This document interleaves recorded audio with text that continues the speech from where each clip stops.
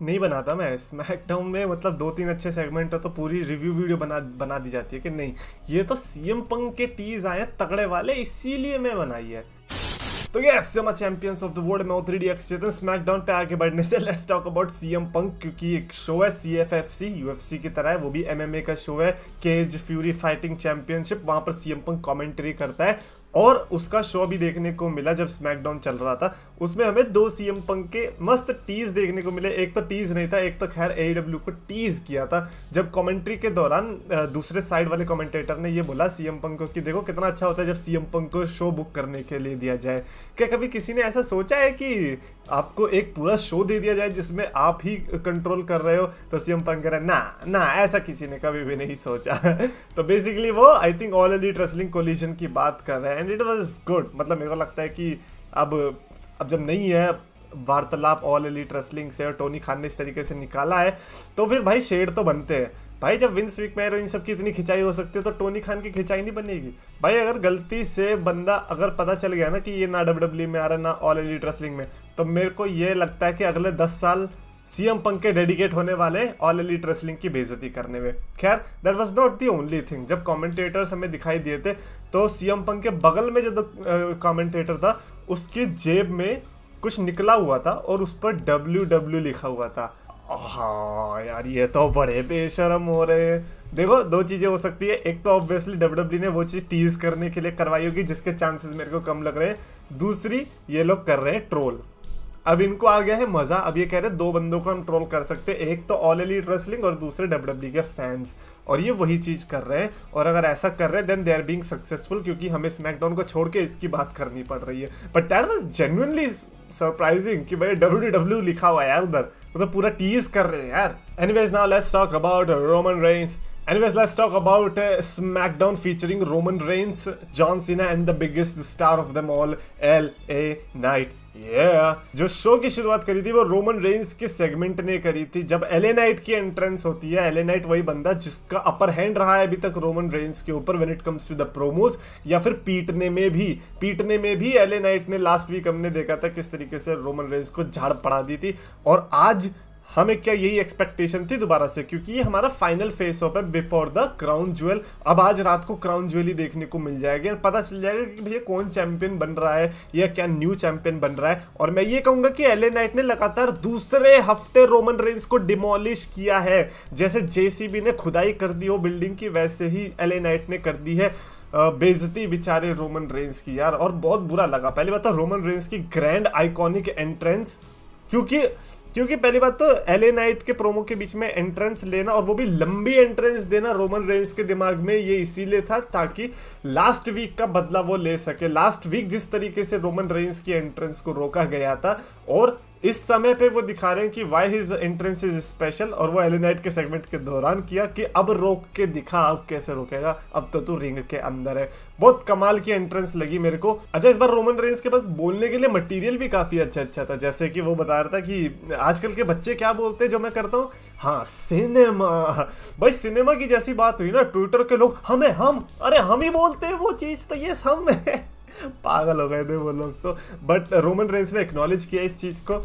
Obviously इससे पता चलता है दैट सोशल मीडिया मैटर करती है सुपरस्टार्स के लिए बाबा। अगर सोशल मीडिया मैटर नहीं कर रही होती तो फिर LA Knight इधर तक नहीं पहुंचता। LA Knight पहुंचा इसीलिए क्योंकि सोशल मीडिया पर हाइप हुई एंड देन वो, अच्छा सबसे बड़ी बात वो ग्राउंड रियलिटी तक हाइप पहुंची है, अदरवाइज तो शायद LA Knight नहीं पहुंचते यहाँ तक। भाई लगातार 4थे महीने LA Knight ने मर्चेंडाइज के लिस्ट को टॉप किया है। रोमन रेंस टॉप 5 में भी नहीं है, Roman Reigns was number 6th, so that was something. अच्छा एक बेइज्जती अच्छी लगी जब रोमन रेंस ने बोला कि कौन है बे तू, you are just a cosplaying redneck version of my cousin.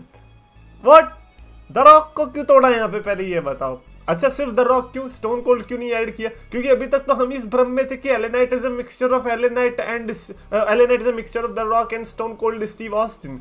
Roman Reigns ने तो ये बेइज्जती क्या करी, ये तो कमजती करी है, क्योंकि सिर्फ द रॉक बोला है, ऑस्टिन भी बोलना चाहिए था। बट आई गेस यहाँ पर लोग गीले हो गए कि भैया द रॉक को कर दिया टीज, अब तो होगा रोमन वर्सेस द रॉक, करवा लेना, पता चल जाएगी हमें भी। अगर आपको लग रहा है कि ऐसे एक डायलॉग से रोमन वर्सेस द रॉक होगा तो भाई जिंदगी तो अभी बहुत पड़ी है आगे आपको और सबक सीखने के लिए नहीं होगा। इससे बड़ी बड़ी चीजें हुई हैं लेकिन नहीं हुआ कभी मैच। अच्छा, एलए नाइट का एक डायलॉग आया जिससे मेरे को लगा कि एलए नाइट मेक और ब्रेक वाली पोजीशन पे था ना, तो एलए नाइट मेक हो गया है।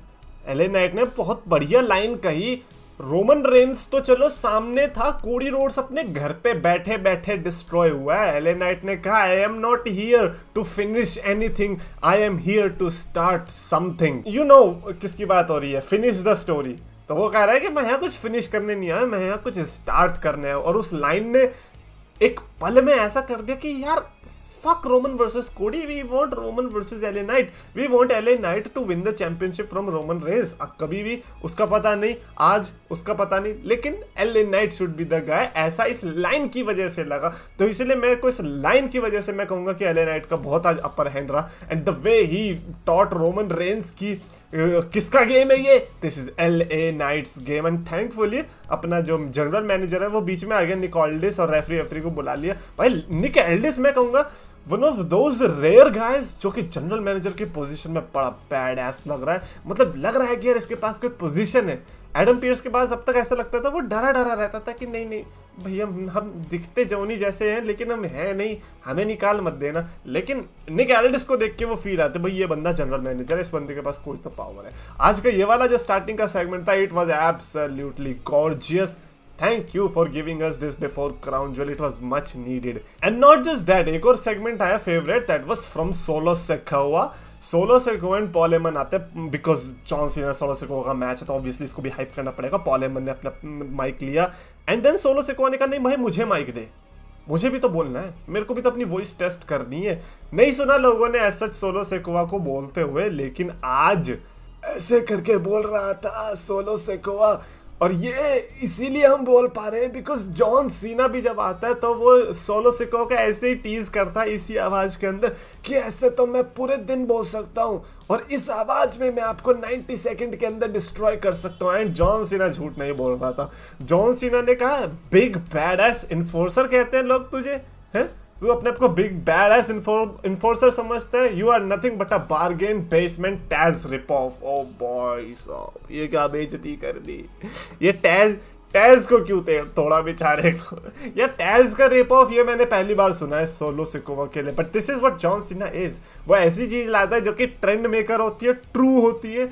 एंड मैन और जिस आवाज में ये क्या हो गया था जॉन सीना को आज, मेरे को लगा वो बंदा विक्स की गोली लेना भूल गया जुकाम से पहले, लेकिन नहीं भाई वो बहुत मस्त टीज किया। मेरे को लगता है कि जॉन सीना का ये अब तक का जो अभी जितनी भी अपीयरेंसेस हुई है रिटर्न के बाद वो बेस्ट सेगमेंट था। और मेरे को लगता है सीना वर्सेस सोलो सिकोआ के लिए इससे बढ़िया सेगमेंट नहीं हो सकता था। Classic John Cena destroying solo Sikoa with his verbal schemes and एक तो एफ बॉम्ब ड्रॉप कर देता, कौन सा बॉम्ब ड्रॉप कर देता, मेरे तो बिलीव कर दिया था बट कोई सा तो किया था। 90 सेकंड के अंदर डिस्ट्रॉय करना, ये बताना कि मैं क्यों वेटरन हूं इस गेम के अंदर, तो it was just man cool. Like John Cena without A shadow of a doubt आज के सेगमेंट में टॉप कर गया भाई साहब। अब तो बस वेट है कि अब क्राउन ज्वेल में ये बंदा एफ यू क्या ए दे के मैच को जीत जाए बस।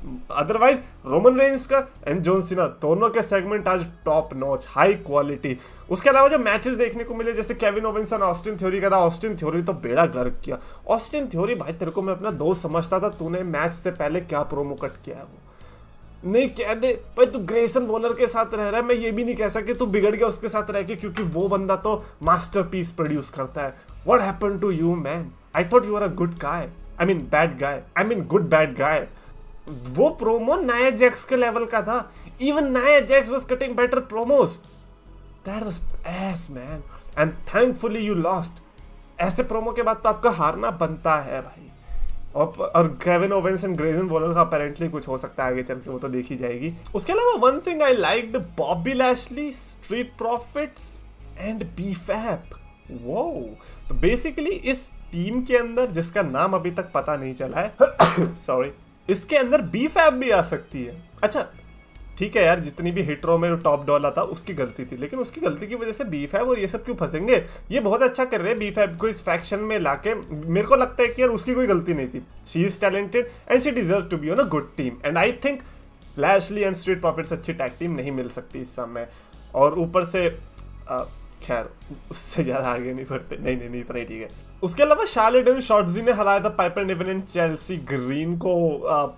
पार्ट ऑफ मी फॉरगॉट कि यार इन दोनों के पास टैग टीम चैंपियनशिप से। अगर आप मेरे को रात में 12 बजे उठा दो, बाय द वे कल तो उठ ही गए थे, कल तो भूकंप ही आ गया इतना तगड़ा वाला। अगर आप रात में उठा के मेरे से अचानक से पूछोगे कौन इस समय वुमेन्स टैग टीम चैंपियंस है, मेरा आंसर होगा कि what the fuck is women's tag team championships. ये चैंपियनशिप्स है अभी पता नहीं क्या। लास्ट टाइम जो सबसे ज्यादा मैं हाइप हुआ था आई थिंक वो Chelsea green and Sonia devil को चैंप बनते देख हुआ था। उसके बाद से तो या उसके पहले भी it was not that special. Bayley and Sasha ही थी जिन्होंने इस चैंपियनशिप का कुछ मान रखा था, बट वो भी इसीलिए बिकॉज पैंडेमिक टाइम था, बेली के पास वर्ल्ड चैंपियनशिप थी एंड साशा बैंक्स के पास भी आ गई थी अल्टीमेटली।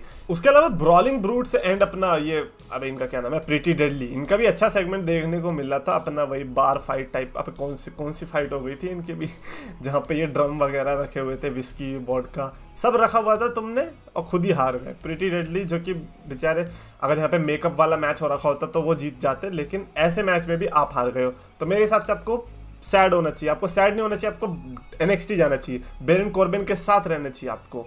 और शेमस तो पता नहीं क्या हो गया, आई थिंक कॉन्ट्रैक्ट का कुछ तो पंगा है। Brawling brutes man, I think it's time to finish, it's not working, even Imperium is working, not with Gunther, Kaiser and Vinci की मैं बात कर रहा हूँ, even they are working good now. Brawling brutes, ये मेरे को ना आज पहली बात लिख के बताओ, ब्रॉलिंग ब्रूट्स का कोई फैन है क्या? लाइक सीरियसली, शेमस को हटाओ, मैं ब्रॉलिंग ब्रूट्स की बात कर रहा हूँ। अच्छा उसके अलावा हमें वेइन देखने को मिला between Logan Paul and Rey Mysterio. इस सेगमेंट के बाद यार आई मीन इट्स लाइक चल, मतलब ऐसा होता है कि या तो दोनों सेम वेट के या फिर दोनों मोटे मोटे हैं कि भैया एक बार यार फॉर लेट्स से कि बिग शो है और योकोजुना है, अगर ऐसे बंदे आपस में आ रहे हैं तो ठीक है, बट इनका क्या करें हम वेइन जान के? जस्ट बिकॉज लोगन पॉल ऐसे बॉक्सिंग वगैरह में गया है उसका वेइन हुआ होगा, आई डोंट नो, तो जरूर थोड़ी कि यहाँ पर भी हो है। और अगले हफ्ते के लिए कार्लिटो वर्सेस लैशली अनाउंस्ड है। अच्छा जी भाई, हम तो बड़े एक्साइटेड हो गए, हम तो मजा ही आ गया। अरे बहुत भाई, सही में बहुत खुश हूँ मैं, आपको यकीन नहीं हो रहा होगा। खुश तो मैं तब वो जब पता चला मेन इवेंट में बेली वर्सेस बियांका का मैच है, and as much as I wanted to hate it कि यार ये क्यों है, रोमन रेंस और जॉन सीना की स्मैकडाउन में ये मेन इवेंट क्यों है, दैट मैच एक्चुअली डिलीवर्ड। मेरे को लगता है कि मेन इवेंट के तौर पे उन्होंने अच्छा काम किया है। एंड मैं तो पहले से कह रहा हूँ बेली वर्सेस बियांका का होना चाहिए था वुमेन्स वर्ल्ड चैंपियनशिप मैच। इयो स्काई के पास तो टाइटल पता नहीं क्यों है, वो तो बस ट्रिपल एच को पसंद है शायद इसीलिए, अदरवाइज तो बनता तो बेली और बियांका में से किसी एक का चैंपियन रहना है इस समय। आस्का की बात अलग थी, we can not compare Asuka and Iyo Sky, I think both are different, और वो पता भी चल गया होगा लोगों को। इस समय लोग सही में ये सोच रहे कि बेली और बियांका में से कोई चैंपियन है ना बाबा, इयो स्काई के पास है टाइटल। खैर रिंग साइड से तो बार्ड कर दिया इनको, और आज भी बेली बेचारी हार गई, बियांका बेलेयर को मैच जीतना पड़ा। It is going to be interesting to see कि क्या इयो स्काई अकेले बियांका बेलेयर को हरा पाएगी या नहीं। आई रियली वांट कि बियांका बेलेयर जीत जाए, प्लीज जीत जाए, Bayley versus Bianca, we want that. Anyways अगर मेरे को आज की पूरी स्मैकडाउन को रेट करना होगा, आई थिंक मैं इसको इजीली 4 out of 5 की रेटिंग दे सकता हूँ, just because of those Roman Reigns and John Cena segments, they were absolutely killers. Comments में लिखना अपने रेटिंग्स, और अगर आपको वीडियो पसंद आए तो प्लीज अगर शेयर चैनल सब्सक्राइब करो।